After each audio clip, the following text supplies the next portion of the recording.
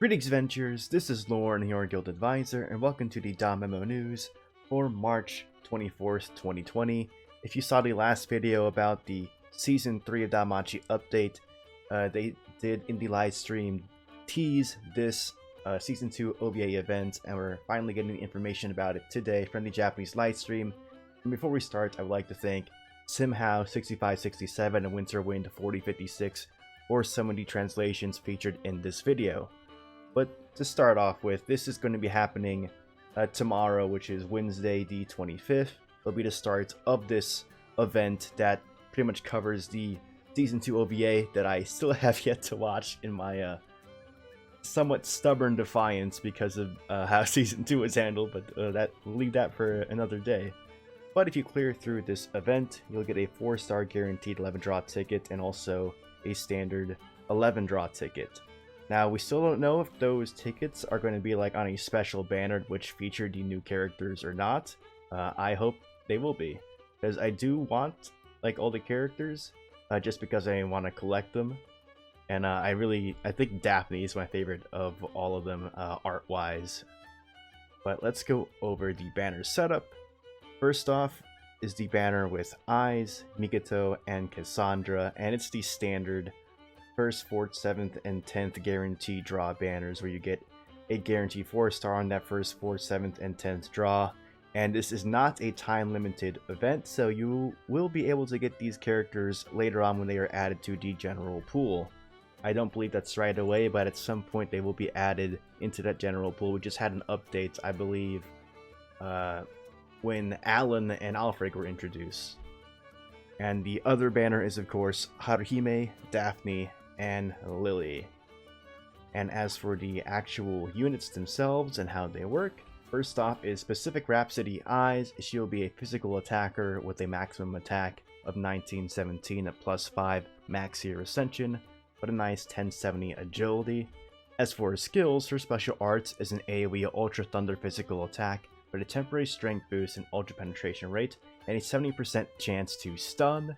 And then for her normal combat skills, it is a AoE fast low thunder physical attack with ultra encounter rate and a 35% chance to stun. Now, all this stun, all these ailments, they scare me, and because she is a fast unit with a good amount of agility at 1070, I have a feeling that some people will be incorporating this Eyes into ailment teams where they'll stun you and seal you. It's depressing. I understand why people use those units in war games, because it is really easy to stack up on ailments and basically stop your opponent from doing anything. That's not my style of play, but if that's how you play, then that's how you play. But I don't like it. Anyway. And as for her second skill, it's a single target high thunder physical attack that will increase in damage by 40% for each damage received, a single target debuff on the enemy, as well as having an ultra unguard rate. And then for her third skill, it's an AoE Super Thunder physical attack with a temporary strength boost and ultra critical rate, and will also increase the amount of damage your opponent will receive from both AoE and single target attacks by 20% for 4 turns. So her third skill will indeed supply that single target debuff on the enemy, which will increase the amount of damage they take from single target attacks, and then the other one, of course, comes by way of an assist, like the movie Hestia, for example. That's a very commonly used one. And because that third skill does both single target and all targets for the debuff, she can also work for like a AoE party that needs that debuff as well. And I do think that for the most part this Eyes will be used for war games. I expect to see more ailment teams. Oh boy. And as for noble passives, her standard and counter attacks will have a thunder element attached, and she will do 50% more damage on her counter attacks. And for our second unit, we have the Ocean of Virtue Haruhime, and this time she's actually getting a magic attacking unit. She's going to be an attacker this time instead of just being like a support character. And she has a max magic of 1895 at max limit break, max year ascension.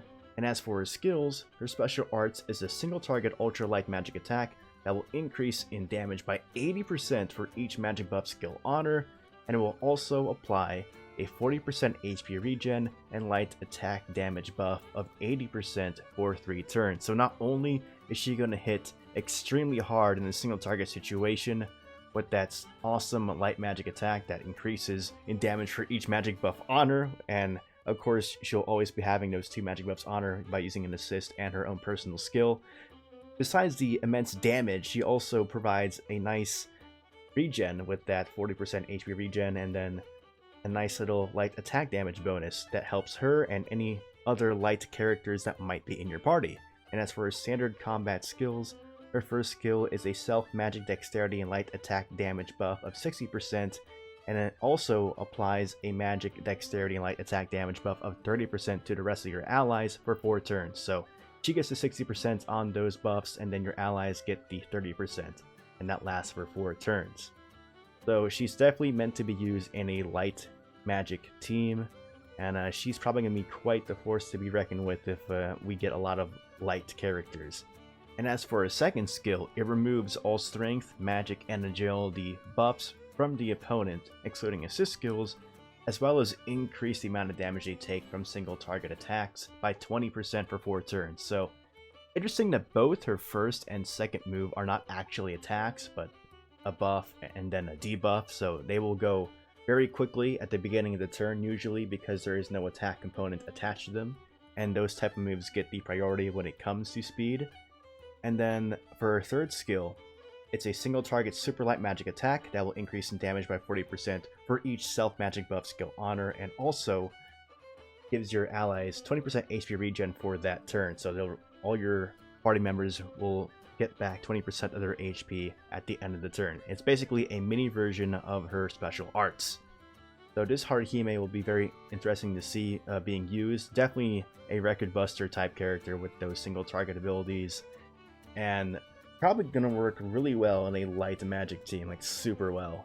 And then that HP regen attached to her third skill is going to provide your party with some sustainability, which will be very helpful in stuff like Record Buster and a single target boss fight in a Familiar Rush, for example. And then for noble passives, again, an 8% HP and MP regen, so that helps for any high MP cost skills, and also giving her some more sustainability with the HP regen. Does 50% more damage on counters, and she has the Phantasma Killer ability, so I expect to see some type of Familia event that involves a Phantasma type enemy, and she'll be useful to have for that, but we'll just see how that goes. And next up is Dreamy Beach Cassandra, who does look quite cute in that outfit.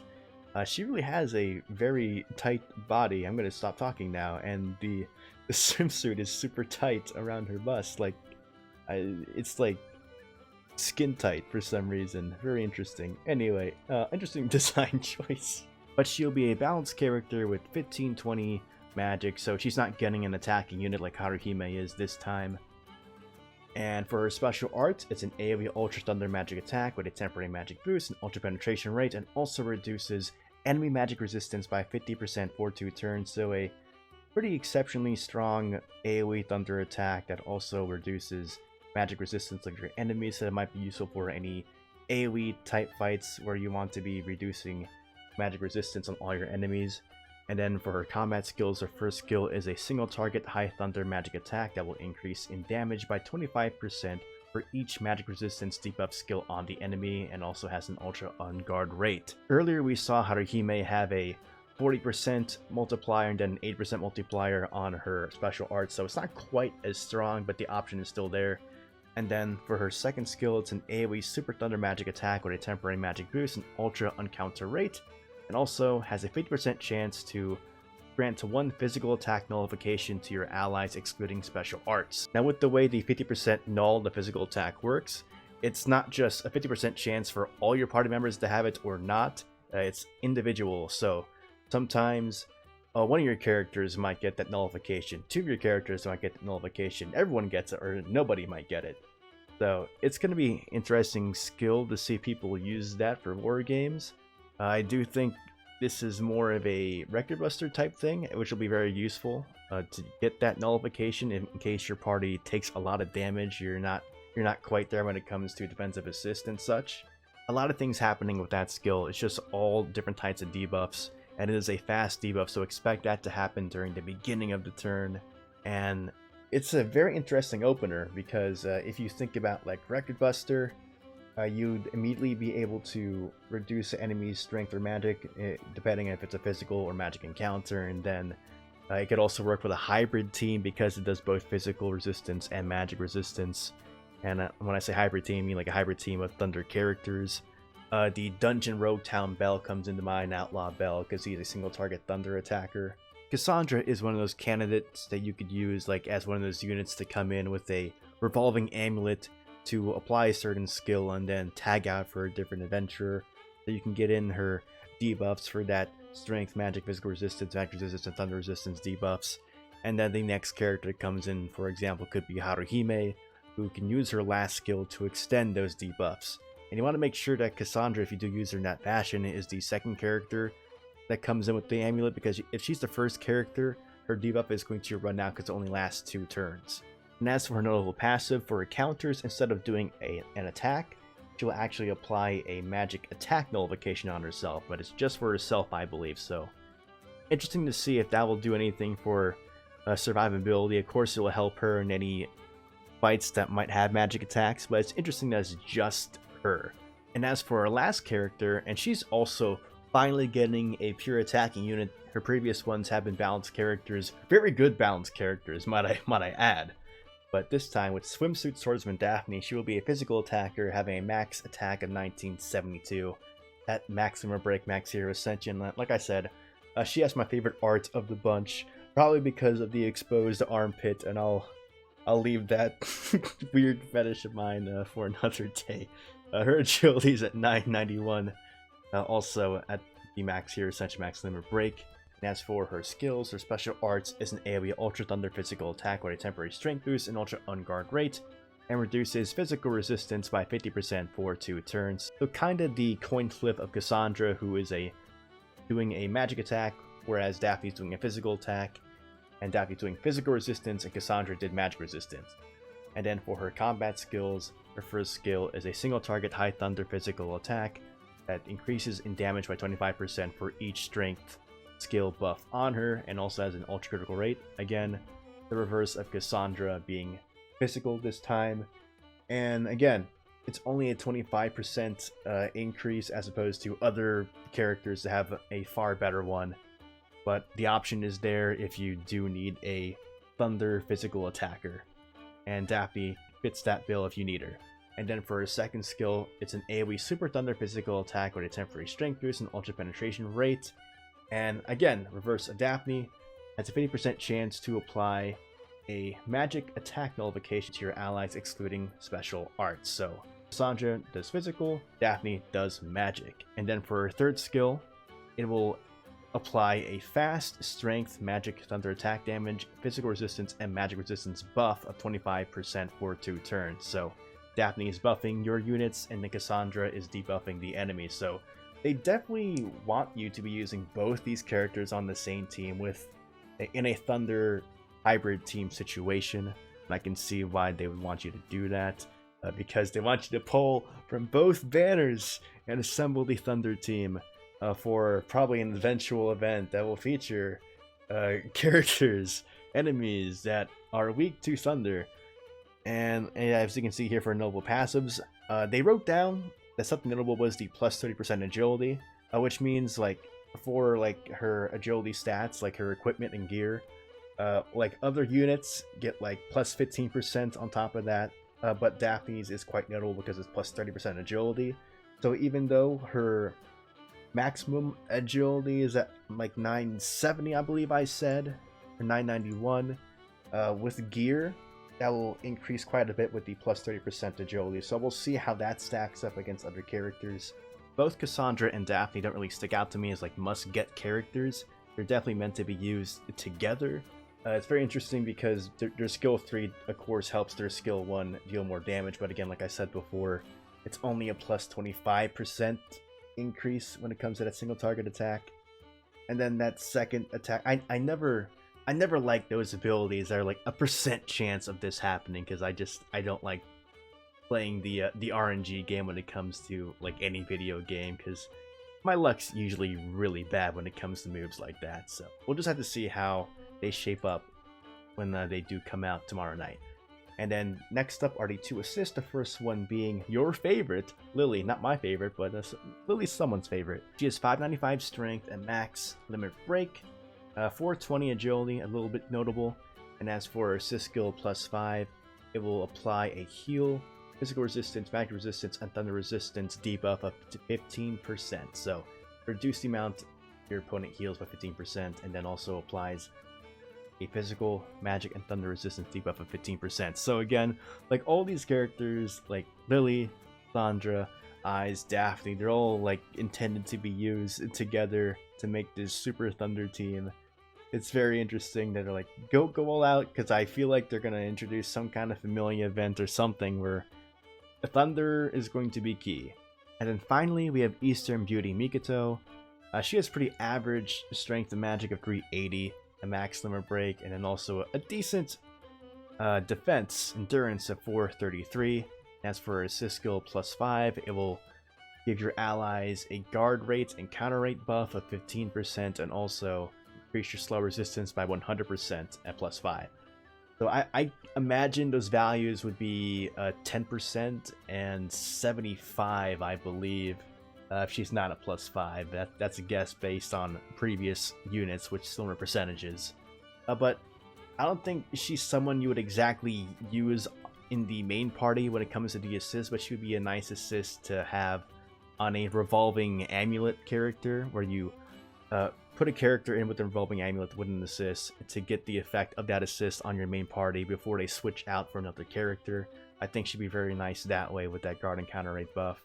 And also possibly just putting her on the last unit being like a Haruhime to get that nice guard rate and counter rate for stuff like Record Busters. And of course, with the event, they'll be selling some paid bundles. You see that special bundle with a 4-star ticket, and then the Ascension Falna, Exilia, Falna, and then the mini bundle.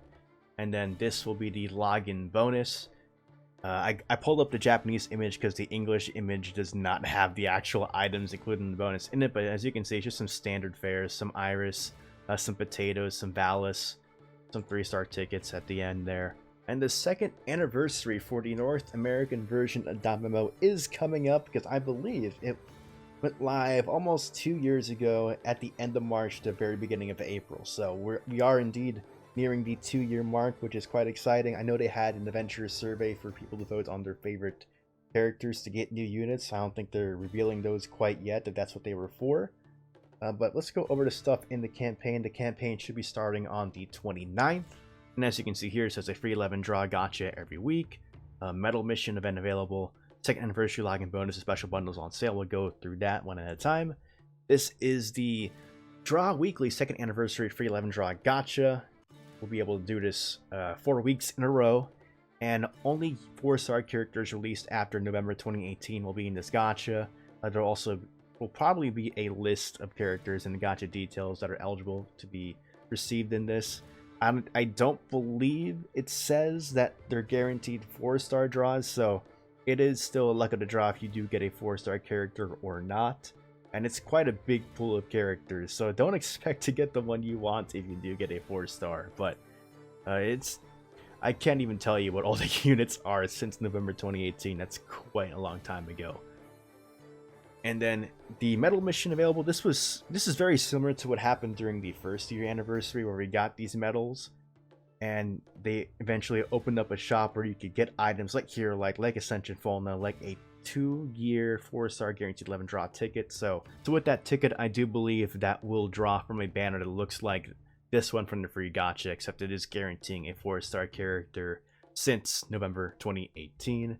And then there are various ways to earn these medals through the login bonus, through clearing missions, and also war game, and looks like the 7th zone as well. And this is the login bonus for the 2nd year anniversary for NA, and you can see there are the 2nd anniversary medals included. And then here are, of course, we got to celebrate the 2nd year anniversary with more paid bundles, and there'll be a new paid bundle every week.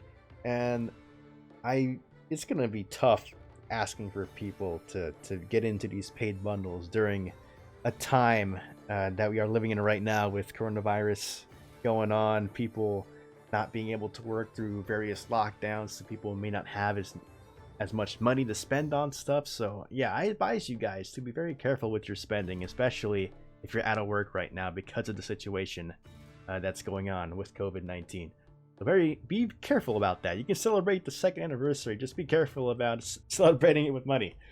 And then we're gonna get the heroic trials for the Dungeon Road Town characters. You see Bell and Amid here, but I believe that both the Osby assist and the Lunar assist from this event will also have a eligible bond that you will be able to pick up. But again, you can only choose one of the 4 characters for this bond. And like I said before, with the 2nd anniversary medals, you'll be able to get some from the 7th zone, which will be opening up tomorrow night on the 25th. And then also, we'll be getting a Record Buster featuring a Riveria that uses Dark Magic tomorrow night as well on the 25th. And to round it all out, remember this is Japanese Standard Time, so subtract a day if you are in NA.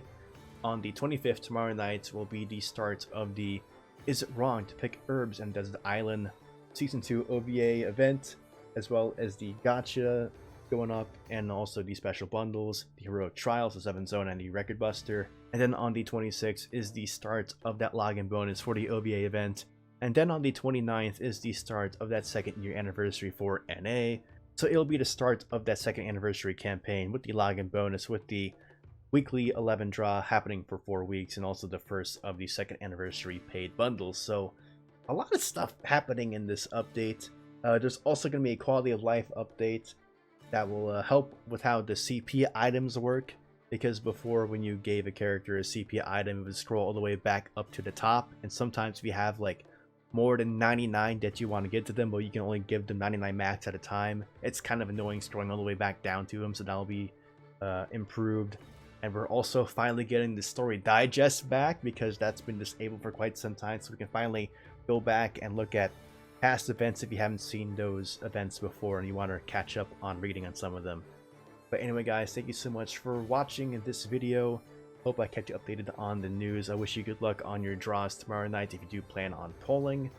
But anyway, if you want to see more DanMachi content, go ahead and subscribe to my channel, follow me on Twitter, and join my Discord. And as always, if you enjoying your time venturing on Ario and the dungeon, this is Lorne, your guild advisor, signing out.